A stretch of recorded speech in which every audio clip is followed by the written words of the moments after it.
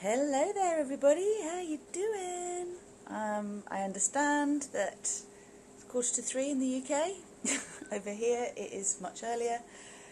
We've had rain and I'm really thinking about the fact that this full moon is peaking very soon in about an hour's time, so there's a very strong energetic purging feeling going on, and I wonder how you all slept last night as well. I know that we ended up putting a coil in the bedroom to basically kill off any mosquitoes that have been bothering us the last few nights, and it's like there's been a really strong detox there that's been pulled through, and the rain is kind of doing it externally and we're doing it internally as well. And it is just a time to really allow whatever's there that is preventing the receiving of the things we really want to be released. And as I mentioned in yesterday's full moon meditation and the preamble to it, shame, fears associated with shame seem to be most prevalent at the moment. Like, that's been what's been going on for me, feeling shame for my fears, feeling shame for just things that, you know, one is easily judges themselves for, especially if you're on a path of advancement and you're like, well, why isn't this sorted yet? Why haven't I sorted that out? And it's so easy to just get in your head. So yesterday's prayer was all about letting that all go, allowing the full moon to penetrate deeply into each of us so that we can actually allow that which is not aligned with our divinity to be released. And today's prayer is kind of the welcoming of what is coming after that. So how apt that it's just started to rain a bit more. And also yesterday I had two really different conversations, so if you're following my snake saga, it's so funny. I like the paranoia that came through me through this issue is just hilarious. But the gardener round by the pool was just like, oh yeah, I see at least 2 snakes a week. There's one that lives outside number 106, there's one that lives outside there, there's one that was on the roof the other day. And I'm just like and he's like, but the locals, they don't worry about them, they're just like garden snakes, they're fine, they're just like pets. I'm like, right, so the up is, they're not poisonous. They could still bite me, but they're not poisonous. The down is, they're everywhere. Okay, got to get used to this if I want to be hanging out here more long term. Just psyching myself up to go from the apartment to the poolside and then back again. It's about 100 yards. Oh my God. And then we went out for dinner last night. There was a live band playing, which was awesome. And I carb crashed because I was just so anxious, having gone through the pathway, which I'll call like Snake Pitville, because there's all these bamboo leaves that have fallen down. So it's just so easy to stand on something and think you've trod on a snake. It's just hilarious. If you're like me. So I have to psych myself up to go out, and then I have to psych myself up to come back in again. So this is exhausting to my adrenal glands. I'm having to make peace with the fact that I'm going to really have to overcome my phobia of snakes and just choose to love up the bits of me that are really terrified of them and bring it all to light. So this is an enforced deep clearing of deep fear going on. But the moral of the story is that the person we met up with last night was telling me that it's so rare to see snakes. He's only ever seen one, he's never seen any, once maybe in his time here, and he's basically lived here a very long time. So it's kind of like, who do I want to believe? Which voice in my head do I want to believe? Which one am I going to energize? Do I want to suddenly stop seeing snakes, or do I want to start seeing them? And it's like, you know, you literally imagine them everywhere. You know, there are plenty of places they could arrive at if they wanted to, or I can just create an energy field that's going to allow all of that to just move out of the way. So this is my current preoccupation, and as you can tell, it is yeah, it's testing me. So let's move into the prayer and see what actually comes up through this. I'll explain it. And if you haven't heard yesterday's, or checked in with yesterday's, I'm trying to upload them onto YouTube now, so you can go back to them if you want. But they're always in the Instagram feed and the RozyGlow Facebook feed. Anyway, did I mention, have you subscribed to my YouTube channel? Please do if you haven't already. Thank you. On to the prayer. Good afternoon, diamonds. Breathe in. And now sigh. Out your breath, let go and rise. From the depths of your confusion, feelings of separation and illusion, give yourself permission to see just how good things really can be. as you decide to start looking up from the ocean floor and from a half-filled cup. The opening is to invite in the very things you feel beyond you. Give them permission to come towards you. Hey Rochelle, and hello Calm, and hello Survivor. Where am I? So the very things you feel beyond you, give them permission to come towards you. What would it feel like to no longer grasp, to give thanks already knowing they are showing up? In divine timing and synchronicity, the power of I am allows this to be. So go ahead, act with certainty. What I align with is on its way to me. I am receiving gracefully.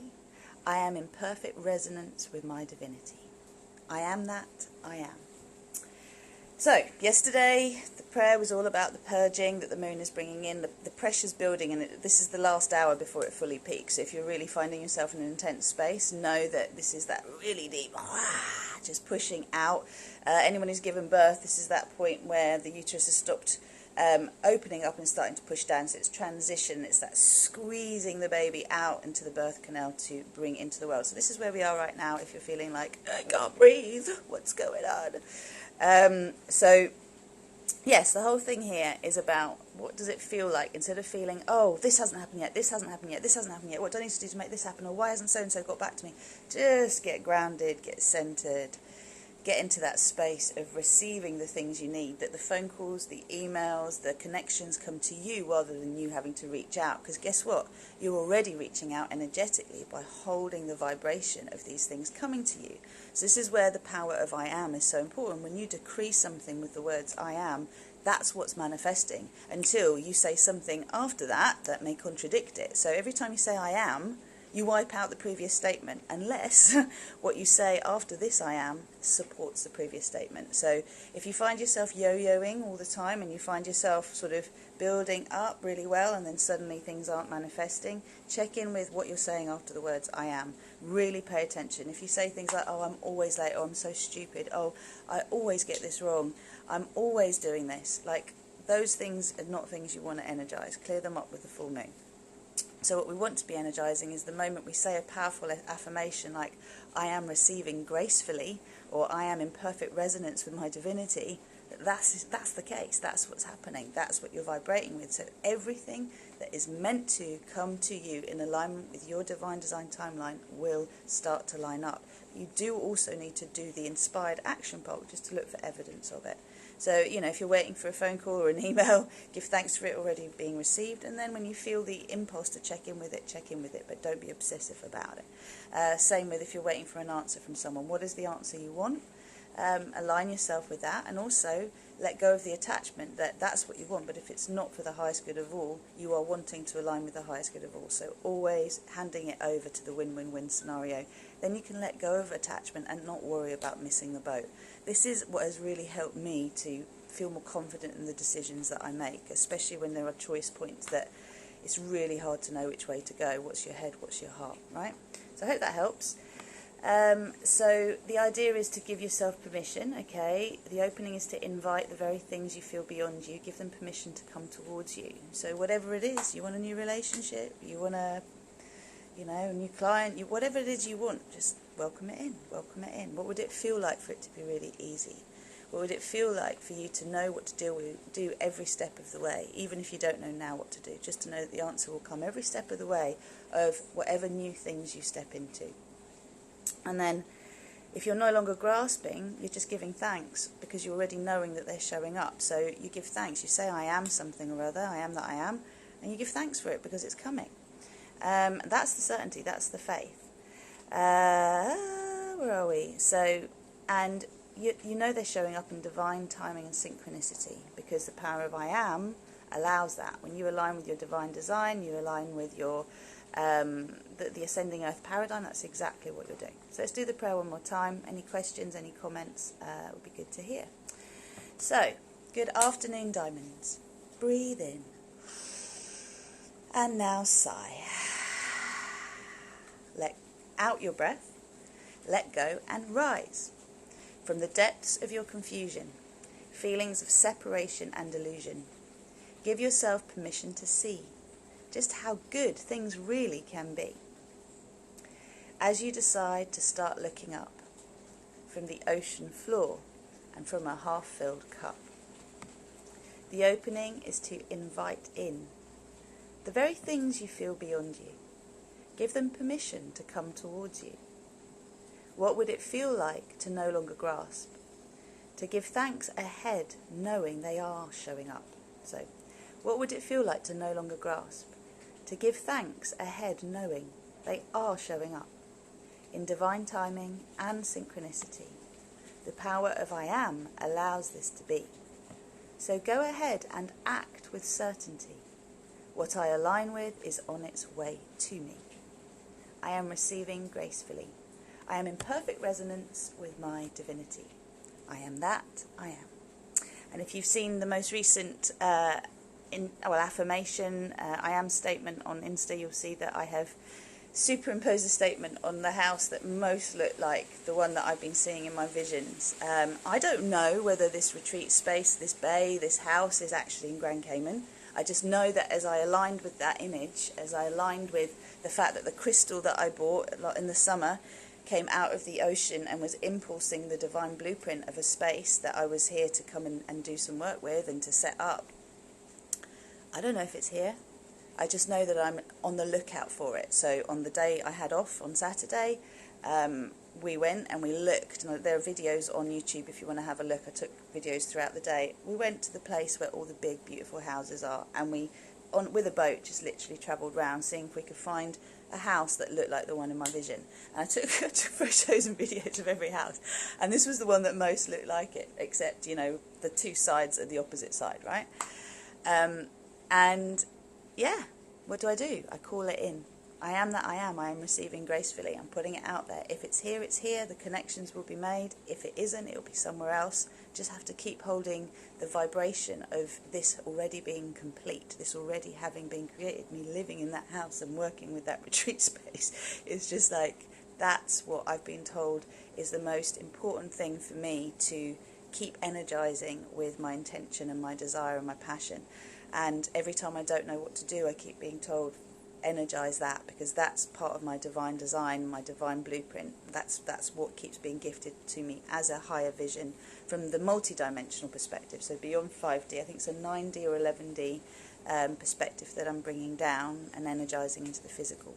So I'm just sharing that with you so you can kind of understand a bit more of how the magical side of things relates to the practical side of things. I've set the intention.